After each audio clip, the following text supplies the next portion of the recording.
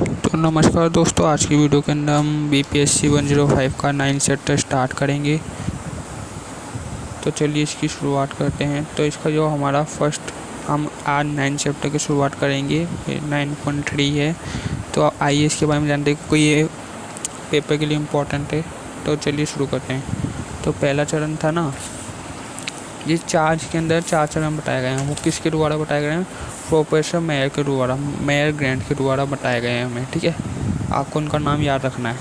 तो पहला चरण ना, मध्य युग में हम देखें ना, तो संसद का प्रतिनिधित्व को केवल ना एक सदन और हाउस ऑफ लॉर्ड्स के द्वारा ही किया जाता था। और सेक्शन के समय ना बुद्धिमान पुरुष शामिल होते थे, जिसमें ना धार्मिक और राजनीतिक सलाहकार भी शामिल होते थे।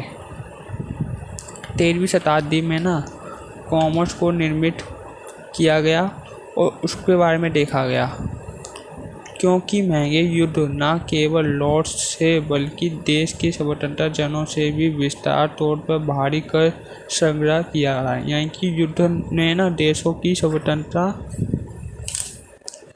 और उनको भारी संग्रह दिया था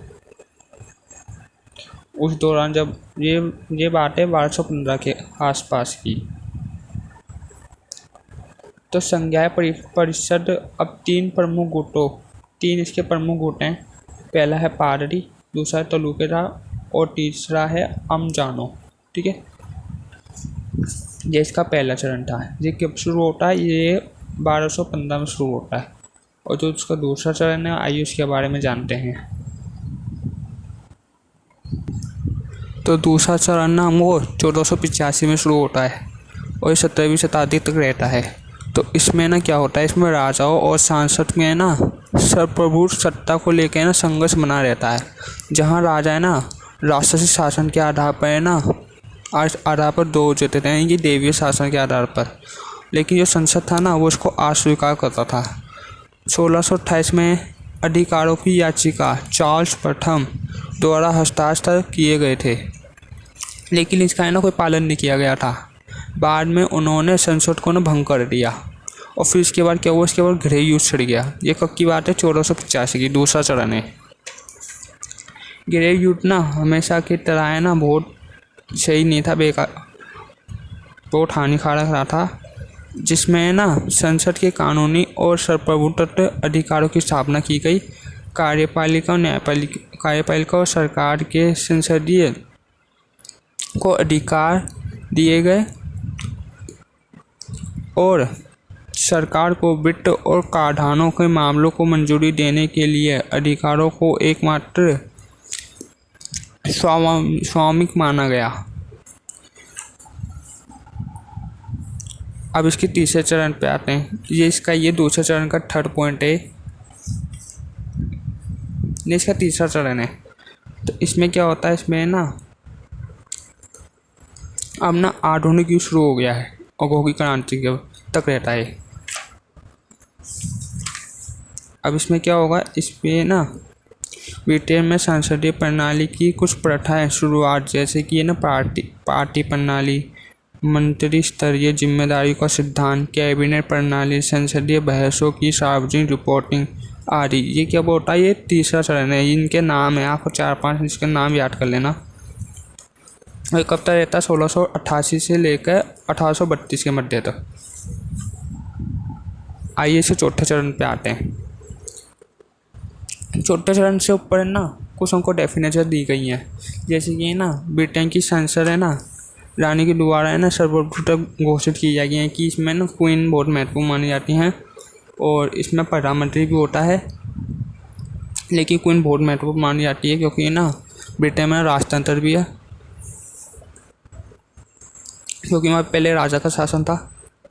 अब पॉलिटिकल सिस्टम है, तो आपको थोड़ा बहुत तो पता होगा।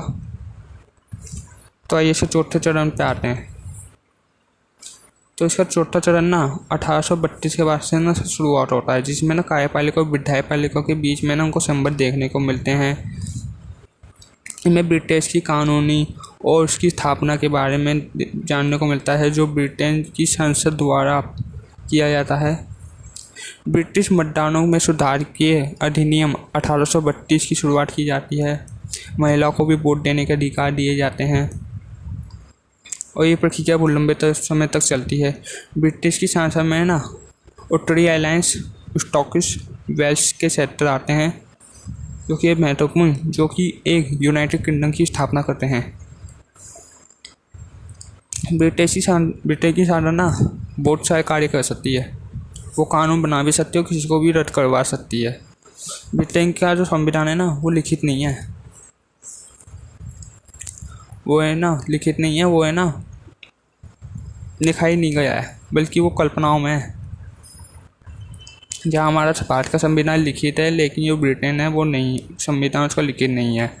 बाकी आपको थोड़ी बहुत डेफिनेशन दे देनी है, आपकी बुक में भी लिखा होगा थोड़ा बहुत। अगर आपको पढ़ने में इंटरेस्ट है तो आप पढ़ लेना, नहीं तो जो मैंने इतना बताया ना तो आप पेपर में इतना लिखाना कर, इसमें से कोई क्वेश्चन आएगा तो आपके लिए सही रहे। तो नमस्कार प्यारे दोस्तों, आज की वीडियो के अंदर जानेंगे कि ब्रिटेन की संसद में कार्यपालिका और विधायिका क्या करती है, इसकी भूमिका कैसी होती है, क्या भूमिका निभाती है, इसकी पूरी डेफिनेशन आज हम इस वीडियो के अंदर जानेंगे। अगर आपने इसकी फर्स्ट सीरीज नहीं देखी है तो डिस्क्रिप्शन बॉक्स में लिंक मिल जाएगी, वहाँ से देख लीजिए। ये दोनों बहुत इंपॉर्टेंट चैप्टर हैं, ये आ सकते हैं एग्ज़ाम में, तो दोनों ही पैराग्राफ मैंने करवाए, ये आ सकते हैं। बाकी जो लगता है वो नहीं आ सकते, ये पक्का आ सकते हैं, आप इनको याद करके जाना। तो चलिए शुरू करते हैं। तो कहते हैं कि ये ना ब्रिटेन की संसद ना कानूनी रूप से ना सर्वप्रभुत्व है, लेकिन ये ना शासन नहीं करती चाइना की तरह। जैसे चाइना में कितना वो होता है, वहाँ पे आवाज़ को दबा देते हैं, लेकिन ये ऐसा नहीं करती। शासन करना है ना कार्यपालिका की जिम्मेदारी है इसमें, जिसमें है ना जिसके अंतर्गत के कौन कौन लोग आते हैं। प्रधानमंत्री आता है, मंत्रिमंडल और कनिष्ठ मंत्री भी शामिल होते हैं इसमें। अगर हम अमेरिका के राष्ट्रपति प्रणाली को देखें ना तो यहाँ पे ना कार्यपालिका और विधायिका ना अलग अलग प्रकार के निर्णय लेती है, लेकिन ब्रिटेन की संसद में ना कार्यपालिका का सदस्य भी विधायिका का है ना एक हिस्सा है। सरकार का प्रमुख रूप प्रधानमंत्री होता है, जिसके पास हाउस ऑफ कॉमन्स उसकी पार्टी का बहुमत होता है।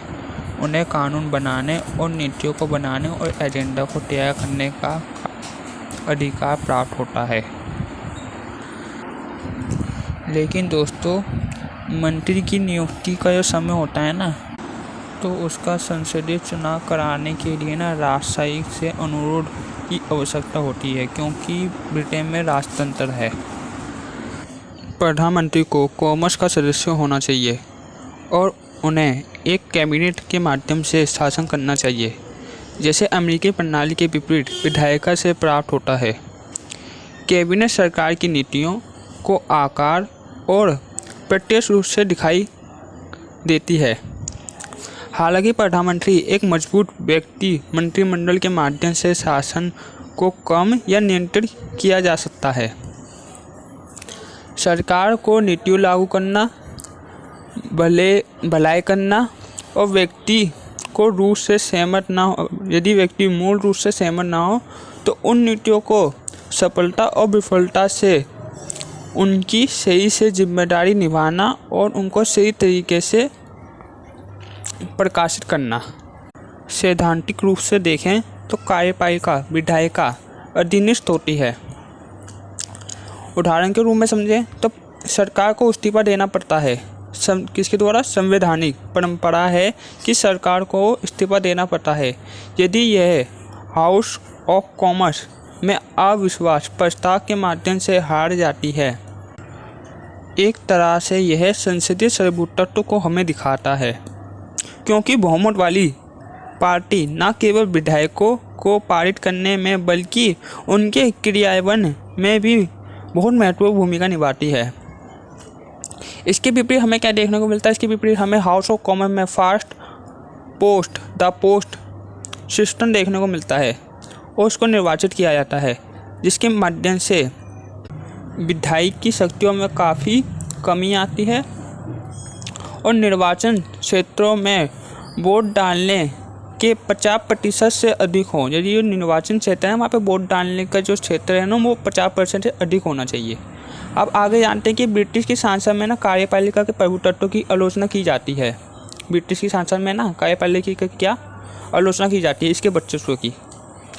हाउस ऑफ कॉमन्स किसी भी संविधान पार्टी और सदनों के कारण किसी भी कानून को पारित करने में ना सक्षम होती है। वो किसी प्रकार कानून ना पारित कर सकती है, चाहे वो चुनाव प्रक्रिया हो, चाहे वैश्विक मताधिकार हो या वोट डालने का अधिकार हो। 19वीं शताब्दी के बाद पार्टी पद्धति मजबूत हुई। आगे वाले पैराग्राफ में हमें बताया जाता है कि सरकार का हाउस ऑफ कॉमन्स के काम के समय काफ़ी नियंत्रण होता है। एक एग्जाम्पल के रूप में समझें तो जैसे कि एक मंत्री है, उसका कार्य ना अपनी जिम्मेदारी को पूरा करना है। यदि वे कोई व्यक्ति घोटाला या विभागीय त्रुटियाँ यानी कि सरकारी नौकरी में कुछ कर देता है तो इसको ना इस्तीफा देने का वो देना ही पड़ेगा उसको उस चीज़ का, ठीक है।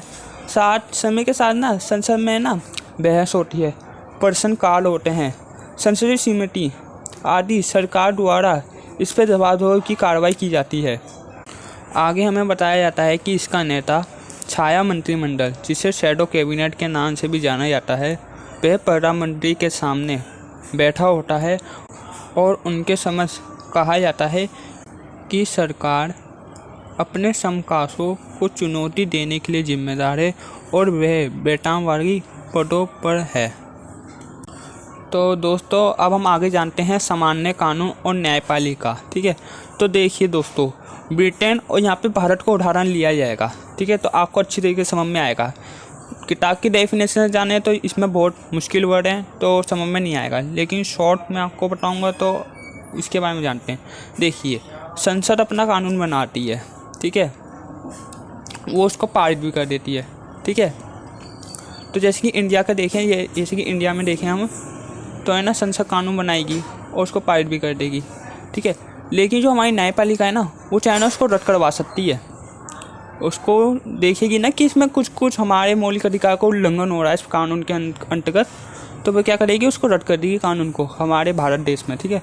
लेकिन ब्रिटेन की माने ना तो यहाँ पे ऐसा सिस्टम नहीं है। यहाँ पे है ना, संसद जो भी कानून बनाएगी उसमें ना जो अदालत है ना, वो है ना, उसमें कोई परिवर्तन नहीं कर सकती। न्यायाधीश को ये अधिकार है कि वे कानून की व्याख्या कर सकते हैं कि संसद ने जो कानून बनाया, संसदीय ने, उसके बारे में जान सकते हैं, लेकिन उसको समाप्त नहीं कर सकते। लेकिन हमारे भारत देश में ऐसा सिस्टम नहीं है। यहाँ पे हमारी न्यायपालिका चाहे तो इसको रद्द भी करवा सकती है हमारे। तो दोस्तों, इसके थोड़ी बहुत हम और डिफिनेशन जानते हैं कि ऐसा क्यों होता है। तो ये है ना, इनकी परंपरा और रीति रिवाज मान्यता मानते हैं ये, क्योंकि पुराने टाइम में राजतंत्र वो राजा का शासन था, तो इस वजह से जो राजा कानून बनाएगा कि उसी कोई प्रजा मानेगी, कोई और उसमें हस्तक्षेप ना करे, तो इसके लिए यही ऐसे ही मानते हैं ये। तो अब आइए हम जानते हैं अंतर्राष्ट्रीय कानून के बारे में। तो दोस्तों, इसका जो एग्जाम्पल है, संसदीय सर्वप्रभुत्व की कुछ सीमाएं यूरोपीय संघ और ब्रिटिश सदस्यों के साथ हमको देखने को मिलती है। तो यूरोपीय संघ में ना ब्रिटिश सदस्यों को ना, मतलब उनको ना निकालती है, मतलब उनको मान्यता नहीं देती। यूरोपीय संघ ना मानव या अधिकारों की परिषद, राज्यों को पालन किए जाना, दिशा निर्देश, मापदंड, ये इन कानूनों को बनाती है, जिससे ना यूरोपीय संघ में ना कानूनों का ना टकराव होता है।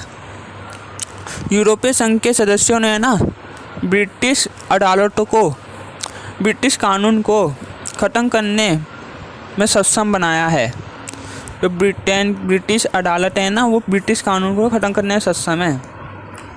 जहाँ कुछ क्षेत्रों में यूरोपीय संघ के कानून को अधिदेश दिया था, इसे लागू करने के लिए ब्रिटिश कानूनों को अवलोकन की आवश्यकता होती है। इसके बिना सहमति से संसद कोई भी कार्य नहीं कर सकती। इसका एक अच्छा उदाहरण ये भी है कि यूनाइटेड किंगडम में ना 2016 में ना जनमत संग्रह हुआ था, जिसमें ना भारी भीड़ जो लोग बाग होते हैं ना, उनके द्वारा भी ये जो कानून बनाएगी ना संसद, तो वह भी इसको बदलवा सकते हैं। ज़रूरी नहीं है कि इसमें सिर्फ उन्होंने कानून बना दिया और लोगों ने मान लिया, ऐसा नहीं होता। अगर जनता चाहे ना तो उस कानून को हटा भी सकती है, चाहे वो न्यायाधीश नहीं कर सकते हैं, लेकिन ये जनमत कर सकता है। ब्रिटिश संसद को अंतर्राष्ट्रीय अधिकार के क्षेत्र में ना कई मामलों में उसको शक्तियाँ प्रदान की गई हैं। ऐसा नहीं है कि यूरोपीय संघ ही एक अंतर्राष्ट्रीय एक अकेला ही कानून या अधिनियम को पारित करवाने में वो महत्वपूर्ण है। ऐसा नहीं है कि हम चाहे ना तो संसद जो ब्रिटिश की संसद है ना उसमें ना कुछ के माध्यम से हम जैसे कि यूरोपीय संघ चाहे ना तो वो भी लगवा सकता है, और चाहे ना तो अंतर्राष्ट्रीय स्तर पर भी कई ऐसी संस्थाएं हैं जो उसकी ना सीमाएं लगा सकती हैं, जैसे कि अंतर्राष्ट्रीय मुद्रा कोष, नाटो कोष, ये जो बहुत बड़ी बड़ी संस्थाएं हैं जो इसको है ना दबाव बनाती हैं अपना। अब आइए दोस्तों इसकी चुनावी चिंताओं के बारे में जानते हैं। तो देखिए, संसद ना किसी प्रकार का कानून बना सकती है, ठीक है, वो हर प्रकार का कानून बना सकती है अपने राज्य के लिए, क्योंकि ये इसकी परंपरा है, ये उसका रीति रिवाज है, उसको ऐसा करना ही होगा। लेकिन ना हम चाहें तो उस कानून को ना रद्द भी करवा सकती है माफ़ी। तो पहला जो मैंने आपको बताया था जनमत भी इस कानून को हटवा सकता है। और जो दूसरा है ना साइबरी प्रतिरोध कानून को है ना अस्वीकार कराते हैं, यानी कि साइबरी प्रतिरोध। बहुत सारे ऐसे समूह भी हैं जो इन पर दबाव बना के ना इस कानून को रोकवा भी सकते हैं, जिन्होंने कानून बना रखा है। जैसे कि आपको एक उदाहरण दूँ, जैसे कि वो है ना स्त्री को पुरुष और पुरुष को स्त्री नहीं कर सकती, बाकी वो संसद ना हर काम कर सकती है जो ब्रिटिश की सांसद है। एक एग्जाम्पल के थ्रू बताया मैंने आपको, पर ये कार्य नहीं कर सकती वो, बाकी वो अपने राज्य के लिए हर कानून बना सकती है, उसमें कोई भी हस्तक्षेप नहीं कर सकता। यहाँ तक कि न्यायाधीश को भी अधिकार नहीं दी गया है, क्योंकि ये ना जो ब्रिटिश का संविधान है ना वो लिखित नहीं है। कुछ लोग कहते हैं कि ब्रिटिश का संविधान ना बहुत लचीला है, जिस कारण ना इसमें कई दुर्भाग्यपूर्ण संभावनाएं ना बनी रहती हैं। इसलिए ना इन दुर्भाग्यपूर्ण समस्याओं को रोकने के लिए ना संविधान की मांग की जाती है, और संविधान की मांग कौन करते हैं? समूह करते हैं दबाव डालने के लिए। हालांकि ये ना लोगों में ना खुशी तो होती रहती है, लेकिन ना जो वहाँ की पार्टियाँ होती हैं ना वो ज़्यादा समय तक सही कार्य नहीं कर पाती। चुनाव के दौरान ना कई सत्यों का ना उपयोग किया जाता है, अपने मताधिकार की सत्यों का। इसमें एक पार्टी आती रहती है, एक पार्टी जाती रहती है। जैसे कि आपको एक उदाहरण दे दीजिए, जैसे कि उदाहरण के लिए लास्ट में इन्होंने पैराग्राफ दे रखा है कि जॉन मेजर ने मार्टन थैचर का स्थान ले लिया था 1990 के दशक में, क्योंकि है ना कन्जर्वेटिव पार्टी ने ना प्रधानमंत्री जो थे ना मार्टन थैचर उनको ना कम समर्थन दिया था, जिस कारण जॉन मेजर वहाँ के नए प्रधानमंत्री बन गए। तो आपको कोई प्रॉब्लम होगी तो आप कमेंट कर देना। तो जी हमारा ये चैप्टर यहीं ख़त्म होता है। जो इसका इम्पोर्टेंट ये 2 ही थे जो मैंने आपको करवा दिए हैं। अब मैं नेक्स्ट सीरीज़ अगर हो सका तो बना दूँगा, और वैसे एग्ज़ाम भी नज़दीक आ गए हैं और 1, 2, 3 को एक साथ एग्ज़ाम है, तो आप अपनी तैयारी करते रहिए।